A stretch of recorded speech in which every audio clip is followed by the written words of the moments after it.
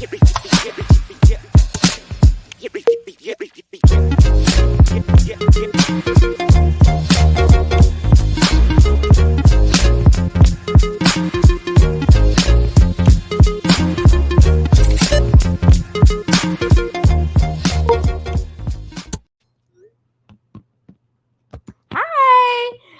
Oh my gosh, you guys surprised me, and I know I'm going. Anyway, welcome to Essential Pedagogy Podcast.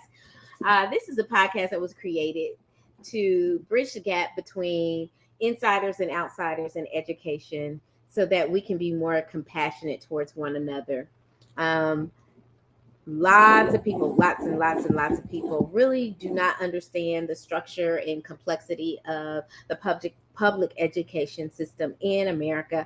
I just want to shed some light on some things that we do, policies that we have, laws that we have to abide by in order to do school the way we do it, so seamlessly, so easily, to where people will really put us in a box, and our jobs in school districts are diminished as teachers, as educators, administrators, as if, we're not a profession where we have to take tests and have additional hours of education to keep our certification up to date. So I just want to talk to you guys about some of the things that affect our education system. So without further ado, today we're going to be talking about conflict resolution.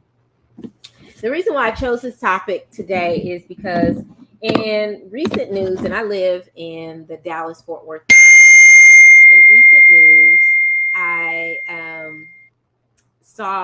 come across where a little girl who is 12 years old, she poured or dumped acid on an 11-year-old and caused, of course, skin burns and permanent damage to another little girl. And I felt like that was quite young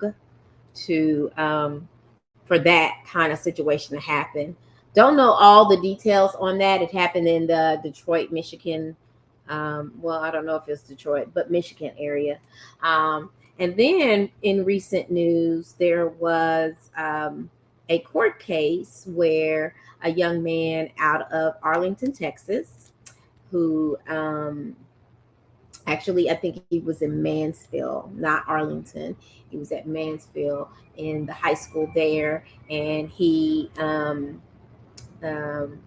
brought shots upon his classmates in the school. And he was arrested and things like that. So he was charged and convicted. He had trial today and charged and convicted today. And it was on my heart about conflict resolution, the things that we do in schools to rectify or to resolve conflict in the schools. So without further ado, I want to talk to you guys about what the definition of conflict is. And if you've lived long enough, and most of us are adults that's watching this, you've had conflict at work, you have conflict at home, and it's so complex and so deep that just being punitive or giving out a consequence is not really a resolution to it all. And so what I've learned, and I think, where's my book? Lord, did I leave my book at my printer? I did. Anyway, I wanted to talk to you about restorative circles, but before we do that, I want to talk to you about what the definition of conflict is. Conflict is a normal part of any healthy relationship. After all, two people can't be expected to agree on everything all the time. The key is not to fear or try to avoid conflict, but to learn how to resolve it in a healthy way. So there's going to be times where, there's so many different personalities and so many different types of people and different households where people come together in the school. People have different belief systems and with religion and everything like that. There's going to be bound to be some times where people don't agree. So we have to talk about these things. When conflict is mismanaged, harm to ship, but when handled in a positive way, conflict provides an opportunity to strengthen bond between two people. Home, work, school, learning these skills can help you resolve differences and build a stronger, healthier relationship. So, um, I pulled an article from a organization called helpguide.org. So if you want to know where majority of what I'm talking about it comes from, I am going to definitely cite them and let and put it out there that you could also too look up stuff. um, a conflict is more than just a disagreement. It can also continue to fester, not being ignored if it is ignored and not addressed. Um, um, how we respond to conflict matters. So, a an example of a conflict not being resolved and festering is where a case where maybe a student is being bullied or is perceived as being bullied, and they are not being an advocate for themselves and asking for help or telling the person to stop directly. And if they're afraid of the person, it's not likely that they're going to ask the person to stop. They're just going to try to sweep it under the rug like we always do with fear. But we have to teach our children to be self advocates and to tell someone so that they can get the help. Children don't always know how to process their emotions. They don't always know how to identify their emotions to process because, and let me just tell you, adults don't always know either. You know, adults, we fly off the handle and we get upset, and really we are just sad. Or we get upset and really we're just, and it sounds like we are just super mad and angry when it could be we're just frustrated and confused. So, identifying our emotions and being able to process our emotions in a non-biased, neutral way can help us with our conflict resolution and seeing things through a neutral lens instead of, being a victim or being a blamer or not being able to identify our own emotions appropriately and not really understanding what triggers are. Like, I know that's been a popular word, triggers, but it is a real thing. It's a real thing. People get triggered by different things. Um, one raises their voice, and therefore may communicate in a stronger tone of voice. And in another family, when you raise that, you're going to and be very, very real triggers for people, and you not know it.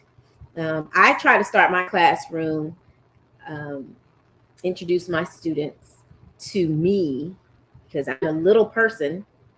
I've always been a little person. Ooh, that sounds like something. But I'm a little person. I'm 4'8". I am a little person.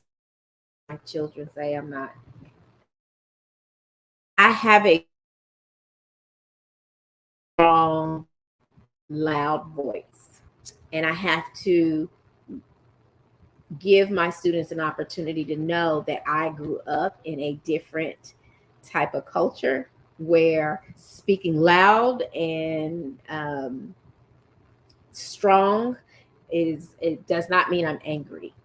My mother was Jamaican and she spoke very direct and strong. And so I got a little bit of that from her. I am a tender person, though I really am. I'm loving. I got a little bit of that from her.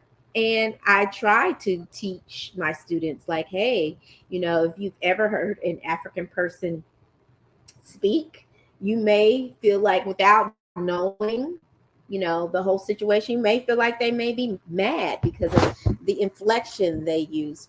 So, triggers and not understanding someone's culture or how they grew up could lead to misunderstanding and conflict. Okay.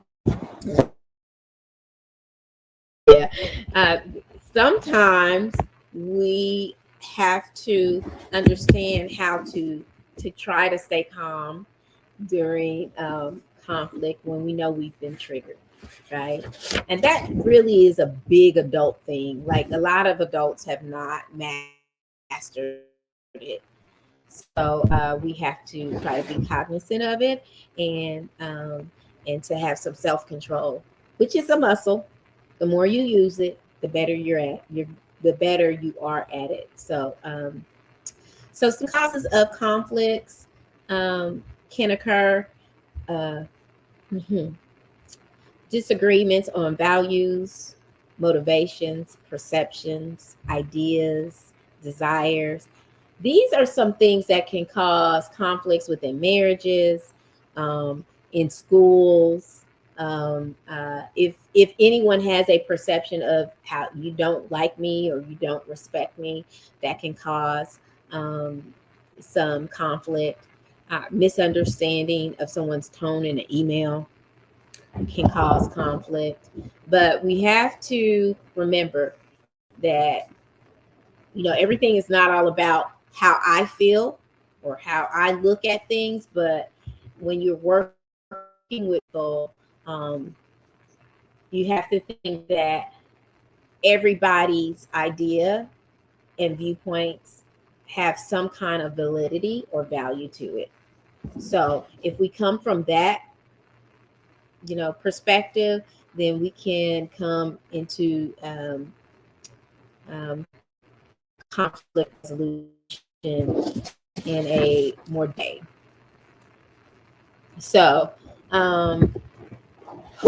I feel like this is something that needs to be talked about when it comes to, like, really mental health and things like that, because you really have to understand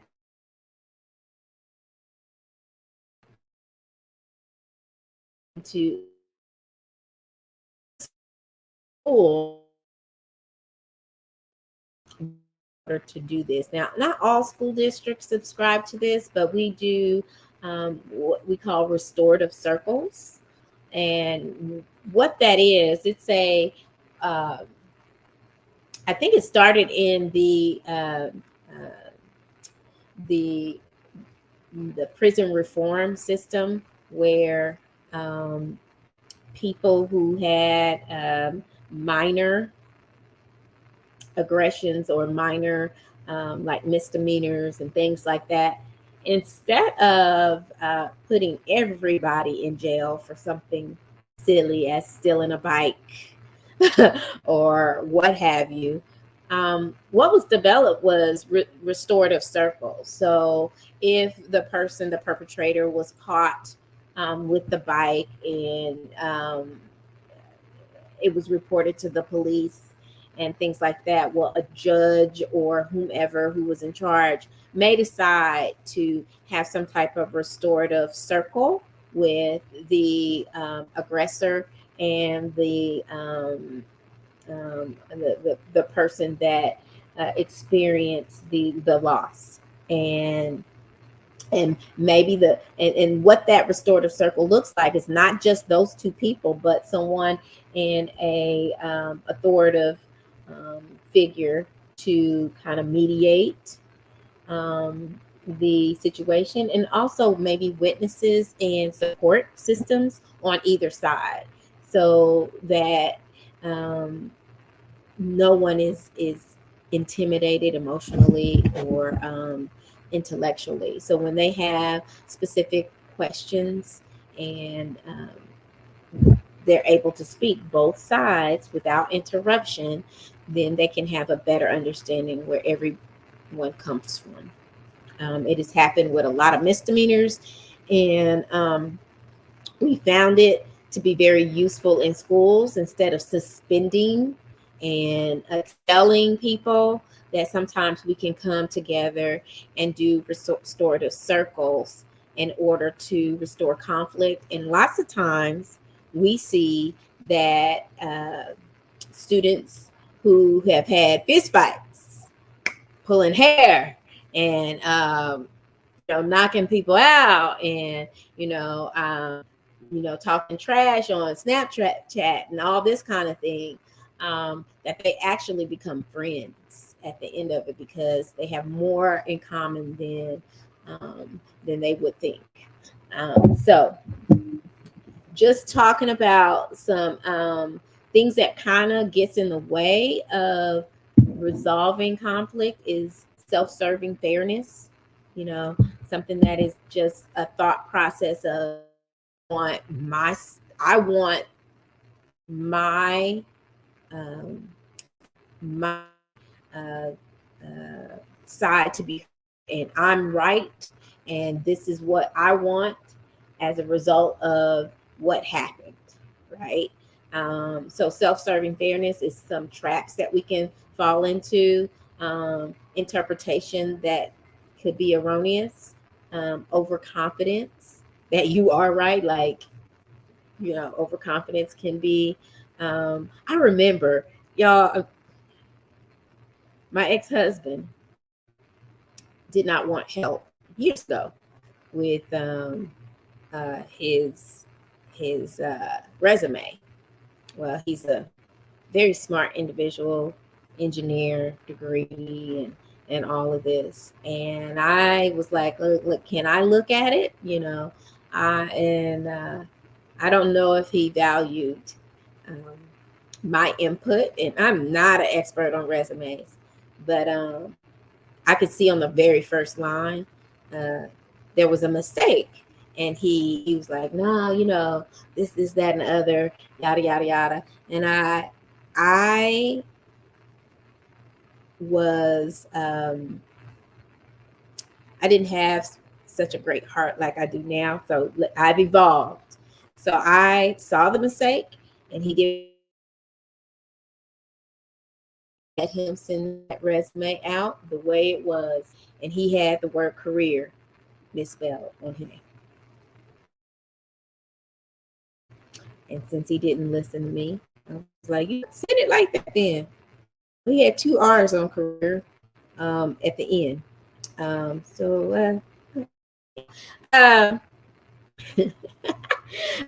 so being overly confident can be a trap. Resolution, commitment, those are some traps that we can fall into. We are, instead we let things fester inside of us until we just blow up, or the problem becomes something that like is out of control. We sometimes have an escalation of commitment when we just like, I'm just going to dig my feet in. And, if you could have given up on your point of view, but you like, at no time I'm going to give up on this point of view, I'm just going to dig my heels in. You really can hurt an organization, or you can hurt a relationship by just digging your heels in and being like, I'm just not going to hear. You said yes, I say no. It's going to be no all the time, all day long. There's no way, right? But some good ways to resolve conflict is negotiation, mediation, arbitration when it comes to like legal things, and sometimes litigation. And I would put litigation last, because you really are putting it in someone else's hands in order to do that. And when we do restorative circles at school, the teacher, administrator is normally handling this, and so it keeps paperwork down. It keeps relationships positive. It keeps peace.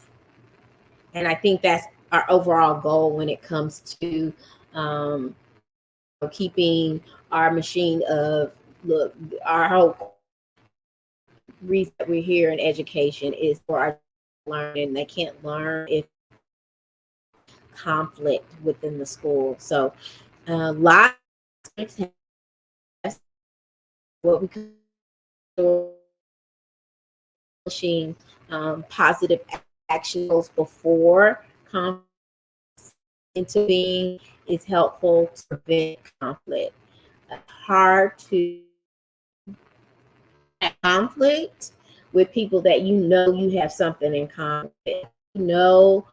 I like you have the same favorite color, you something in common with the person, and you are used to having dialogue or discourse with them on a regular basis.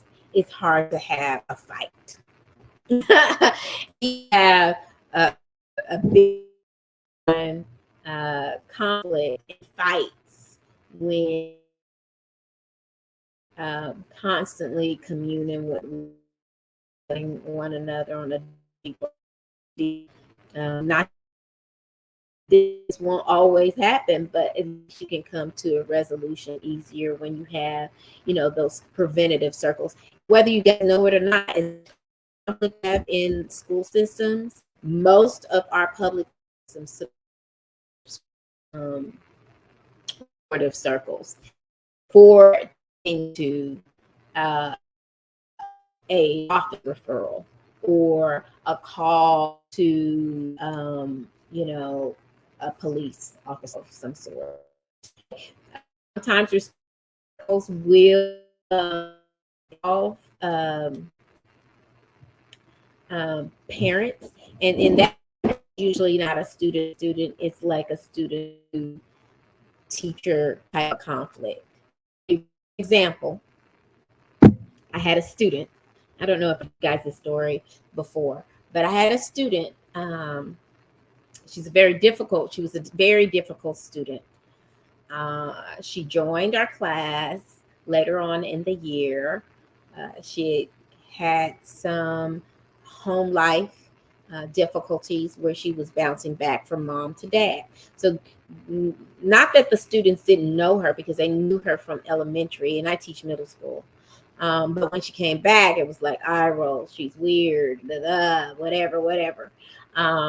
And she got into a lot of conflict with students, and I understand why. She kind of liked to push the buttons and push the limits and things like that. I asked her many times, to complete her work and to get this work done. And she wanted to be on her computer playing games, kind of doing her own thing like a normal seventh grader. And she demanded to go to the restroom.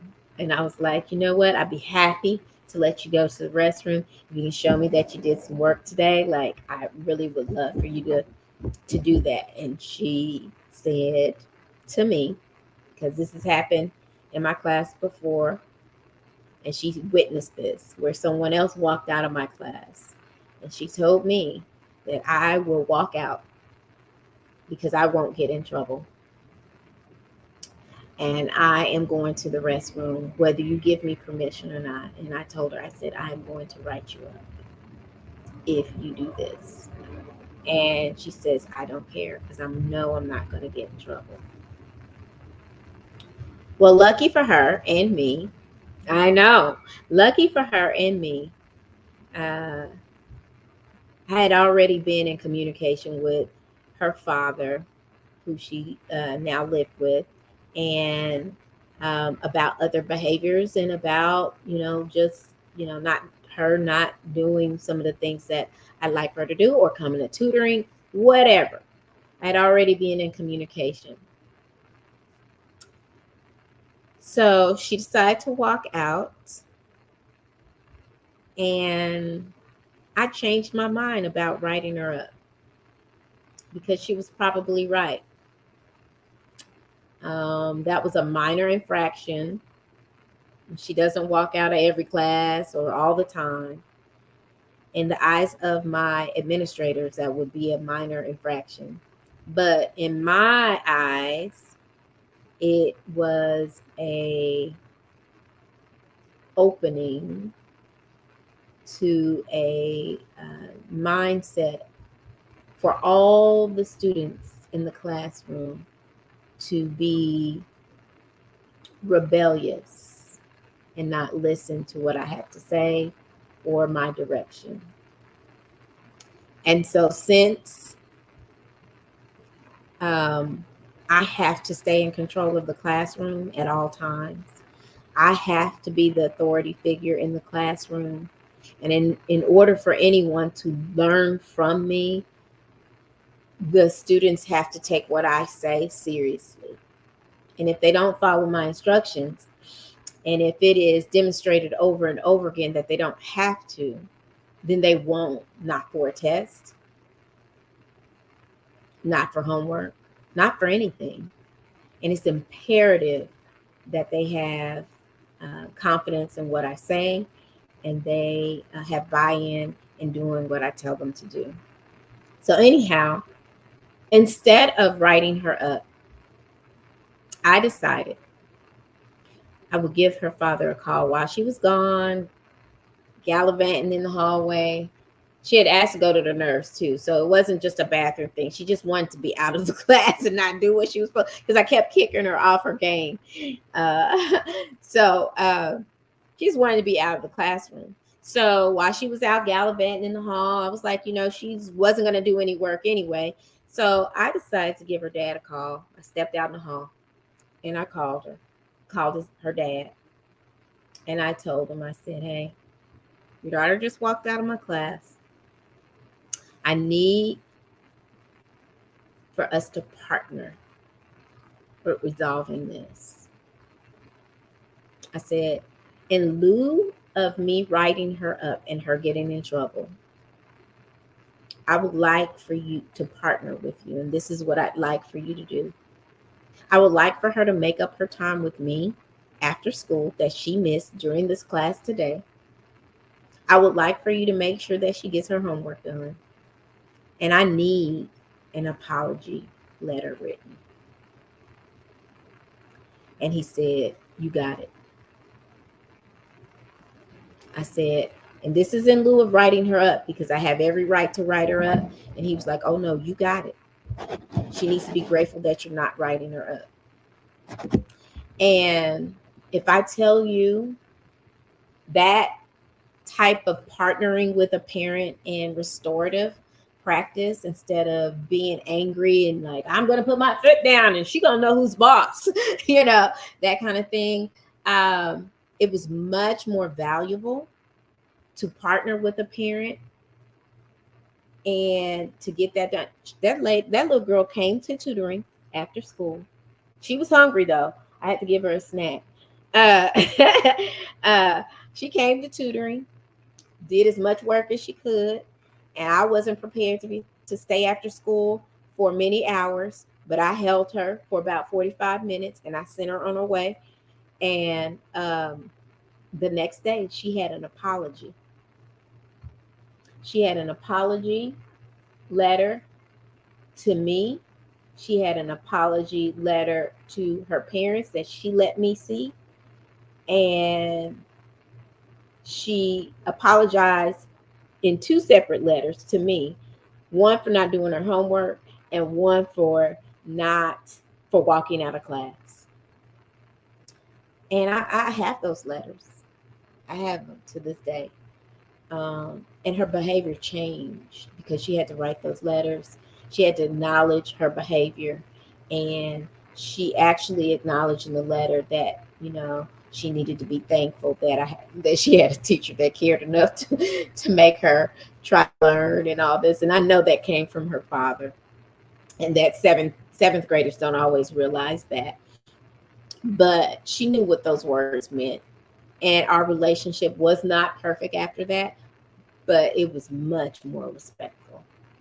And I believe that she learned from me from that point on. And if if restorative circles don't do anything, it teaches us to um, it teaches us to think of resolving conflict in a way that's not punitive, that's not damaging to our psyche or someone else's psyche, that's not hurtful, that is something that's going to be mending to the relationship instead of a divisive. So that's our goal in education. Yeah, respecting is needed. Liking is not always is they're not always going to like me, but they need to respect.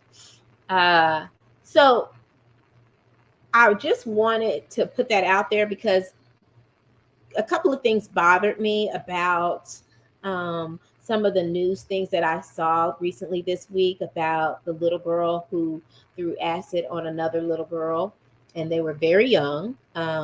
This was out of Michigan, and the little boy that shot at his classmates and everything in Mansville, and he was prosecuted for that.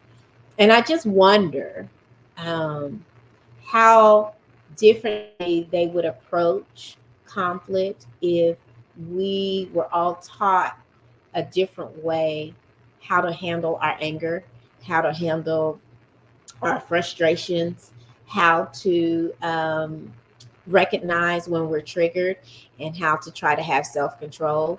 And I know that students' frontal lobes are not completely formed, but we can teach them mechanisms of coping, tools and communication that will help with instead of strife. So it is my desire to school year with restorative circles, and hoping in the hopes that we'll have a more peaceful year within our schools. And I can't control people coming up in the schools acting a silly mess, but we can control some of the things as far as conflicts within the schools if we start to foster great relationships from the beginning. And we have to be people that are compassionate. I'm a big proponent of compassion. We have to be that way in order to have a better future in our society. So guys, I hope you learned a little bit about conflict resolution and how we can fall into some traps, but also how we can handle things in a more healthy way. I appreciate you guys hanging with me. I have a with a gentleman that talked about finances, how finances are allocated in the schools, because you guys really, let me just tell you, you guys really was responding to that. And I didn't see all the comments, but I'm working on getting availability to see a lot more. And I'm just able to be here and to help where I can and to offer any of the expertise that I have in order for our students to soar and for us to have understanding of one another and go on through life peacefully. So without further hesitation or holding you guys up, this is Stephanie, the educator on Essential Pedagogy, and I'll see you guys next time.